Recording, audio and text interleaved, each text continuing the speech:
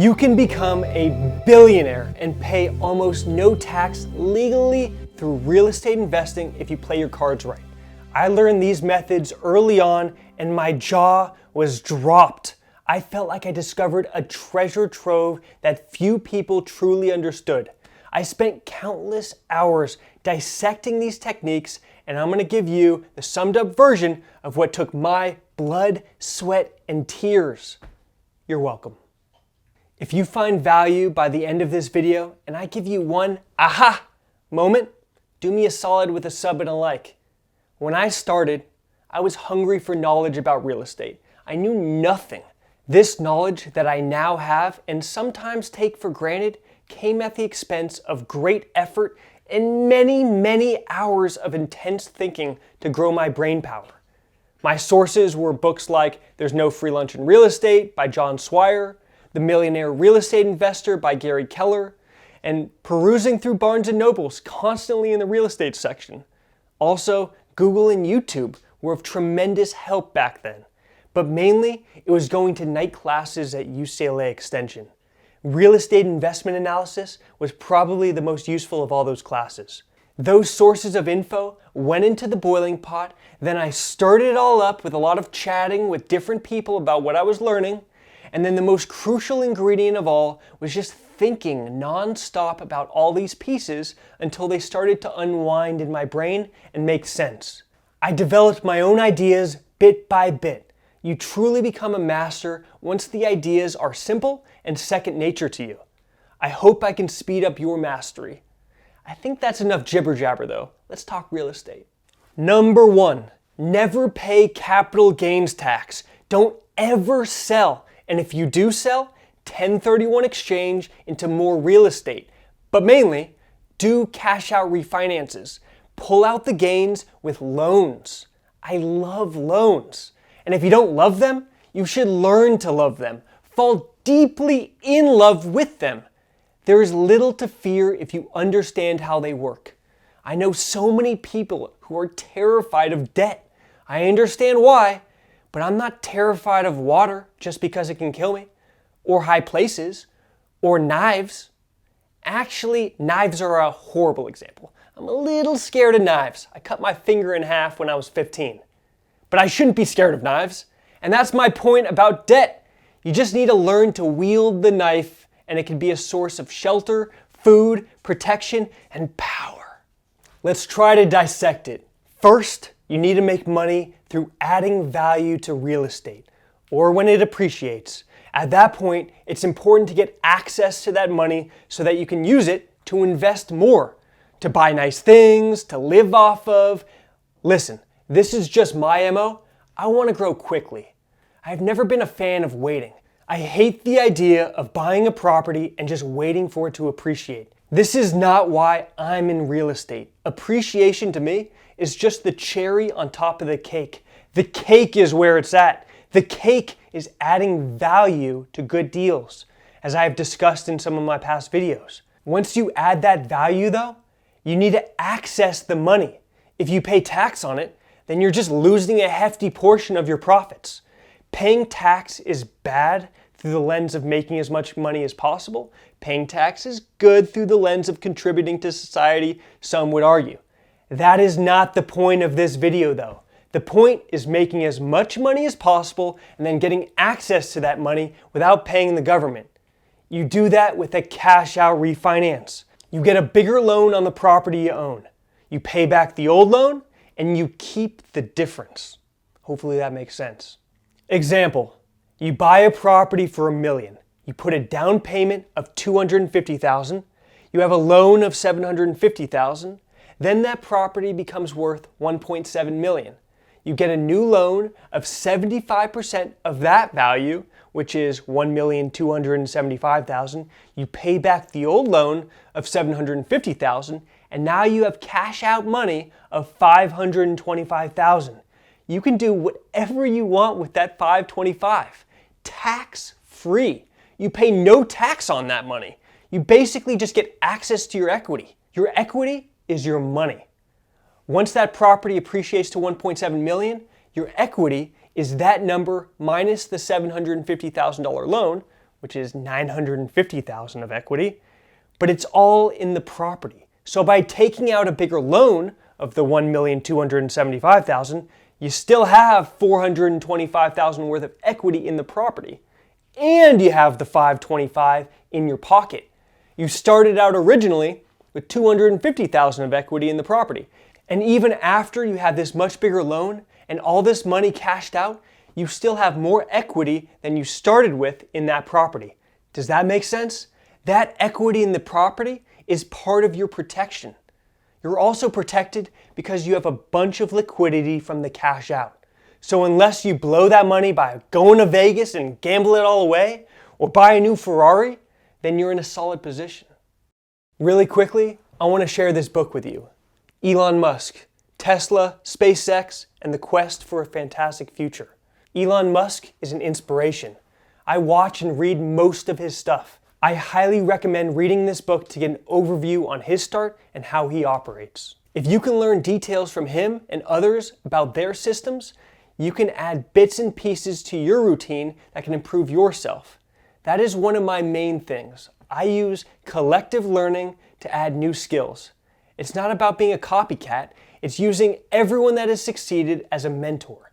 I even pay attention to those who have failed and take mental notes so that I can avoid some of those mistakes. Seriously, just keep adding to your framework and it will organize itself if you keep proactively thinking about it. My main thing about Elon Musk is that he takes big risks. He takes a lot of them and he makes a lot of mistakes, but ultimately he succeeds because he takes risks. That is inspirational to me. He went from 20 million to 200 million to 20 billion. Of course, there's always some luck involved, but that luck just determines the pathway of your success. It can't stop completely, unless you die. Then, I guess it can stop. But anyway, the other main takeaways from Elon Musk that I really try and implement is big and creative thinking. You need to leverage your time so that ultimately it's you that is doing the big thinking. If you're spending all your time in the menial tasks, then you aren't spending enough time with the life-changing thoughts that you need to be proactively searching for in your head. And finally, isn't it incredible what he's doing with space? Going to Mars to eventually have a civilization there? It's inspiring and makes me feel like working hard to contribute. It makes me want to pull triggers and take risks, which ultimately brings real success. There are always different things that inspire different people. I like sad music. I like science. I like the stars. And I love what Elon is doing. I think his personal life is a bit screwed up from what I've seen, but we all have flaws, even Elon. That is something I like to see, other people's flaws, because it makes me feel like my flaws are normal. And then I don't have to feel bad about my flaws. Anyway, Elon's the man. He would be the person I'd most like to hang out with and ask some questions. I hope that's a reality in the future. I'm going to make it happen. Back to real estate. Here are other things to watch out for.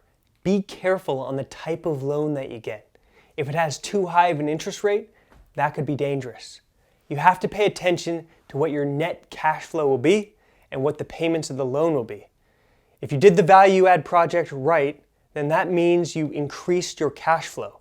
You basically remodeled the property and then you're able to rent it for more. So your rent went up to cover the higher debt payments. So you still should have good cash flow, which means you are protected if you can pay the debt payments monthly.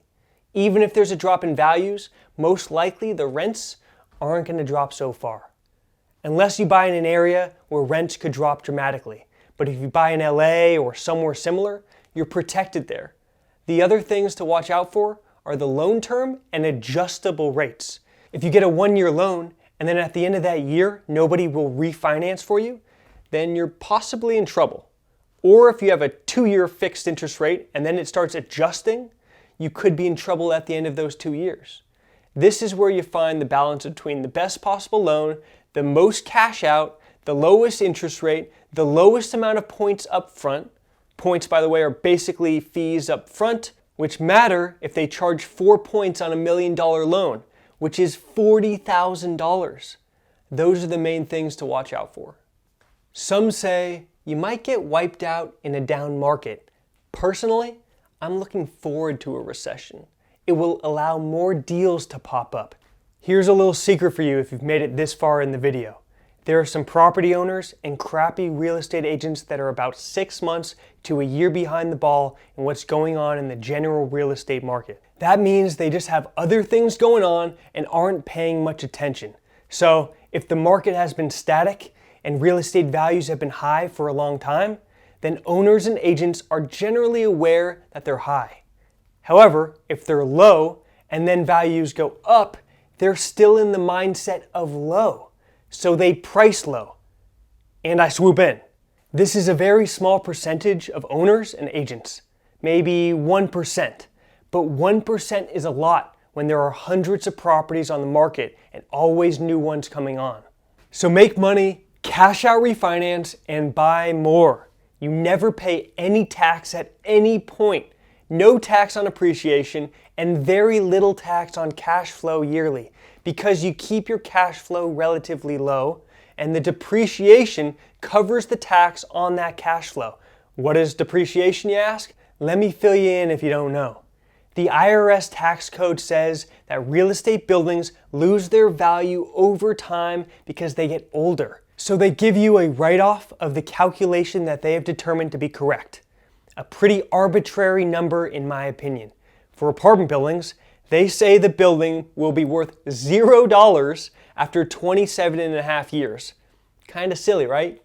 So if the building when you bought it is worth $1 million, and the government says the land is worth $500,000 and the actual building is worth $500,000, then $500,000 divided by that 27 and a half years equals approximately $18,000. You get to subtract your net cash flow by that number at the end of the year to lower your tax liability.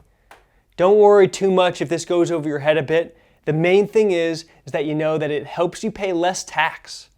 I would love to know what actually happened here behind the scenes to make this lovely loophole exist.